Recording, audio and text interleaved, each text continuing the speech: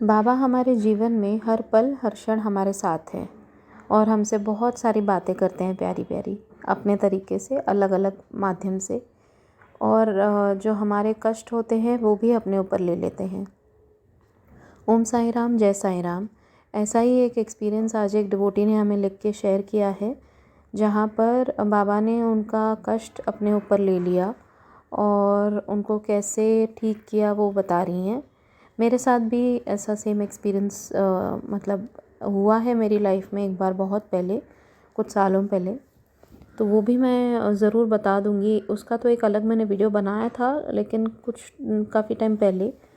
But क्योंकि आज similar है तो मैंने सोचा दोबारा एक बार मैं बताऊँ। मुझे बताना बहुत अच्छा लगता है बाबा की लीलाएं। सॉरी। एंड मैं वही बता रही थी कि जो डिवोटी हैं उन्होंने बताया है कि उनको ना कुछ टाइम पहले, कुछ महीनों पहले आँख में बहुत दर्द हो रहा था, एक आँख में। तो वो उनकी आँख ठीक ही नहीं हो रही थी, तो बाबा से प्रे किए कि बाबा कुछ तो कीजिए और मेरी आँख ठीक नहीं हो रही है। एंड दवाई वगैरह लेकर भी नहीं ठीक हुई। तो जो कमिंग थर्सडे था, वो थर्सडे को बाबा की पूजा कर रही थी और बाबा की मूर्ति को क्लीन कर रही थी। तो बाबा की मूर्ति पे उन्होंने देखा आँख में ना उनके ऐसे कुछ काला काला डस्ट था आँख के ऊपर। तो उन्होंने वो कपड़े से पोंछा उसको, और जैसे ही उन्होंने वो पोंछा तो उनकी खुद की जो आँख थी ना, जिस आँख में दर्द था, तो वहाँ पर भी हल्का उनको दर्द हुआ। एंड शाम तक धीरे धीरे वो आँख बिल्कुल ठीक हो गई। तो सोचिए, जो आँख इतने दिन से वो ठीक नहीं हो रही थी, बाबा की सेवा जब वो करने गई और बाबा की आँख में वही उनको काला जो डस्ट दिखाई दिया, मतलब बाबा ने वो अपना उनका पेन अपने ऊपर ले लिया और जैसे ही उनको क्लीन किया तो वो खुद भी ठीक हो गई उसी दिन। तो कितनी प्यारी लीला है कि बाबा कैसे अपने भक्तों का कष्ट अपने ऊपर ले लेते हैं। रियली बाबा, we all love you so much and thank you बोलें उतना कम है आपको कि आप इतना ध्यान रखते हैं हमारा।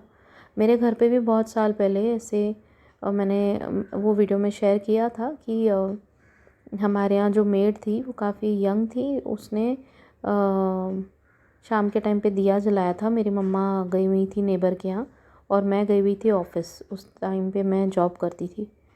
तो घर पे सिर्फ वो और मेरी दादी थी, और मेरी दादी ऑन बेड हुआ करती थी तभी।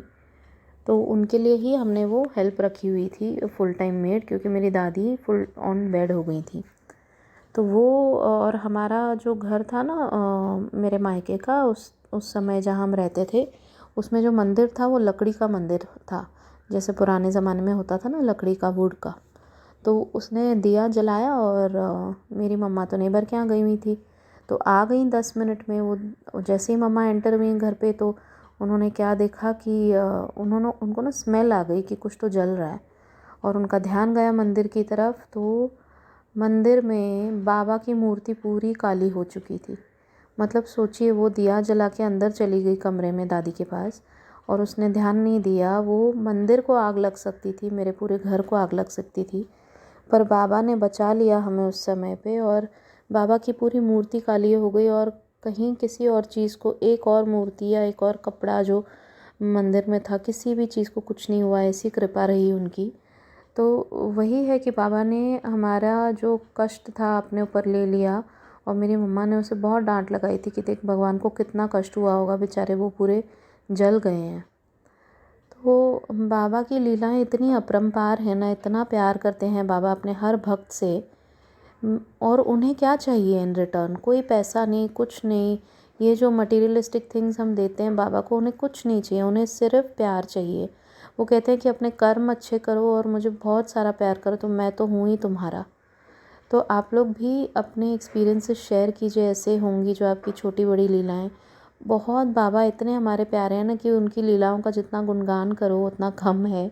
और मुझे तो बहुत अच्छा लगता है। एंड थैंक यू, आप लोग शेयर कर रहे हैं अपनी जो लीलाएं हैं, अनुभव हैं बाबा के। Thank you so much to each one of you जो सुन रहे हैं इस चैनल को। आप हो सके उतना शेयर भी कीजिए, ताकि बाबा की जो ये अनुभव हैं, लीलाएं हैं, जो लोग नहीं सुनते हैं उनके जीवन तक भी पहुँचे, और उनकी लाइफ में भी बाबा आ जाएं, और कहीं उनकी लाइफ में भी बहुत पॉजिटिव चेंज आ जाए। You never know. Thank you so much. Om Sai Ram, जय साई राम।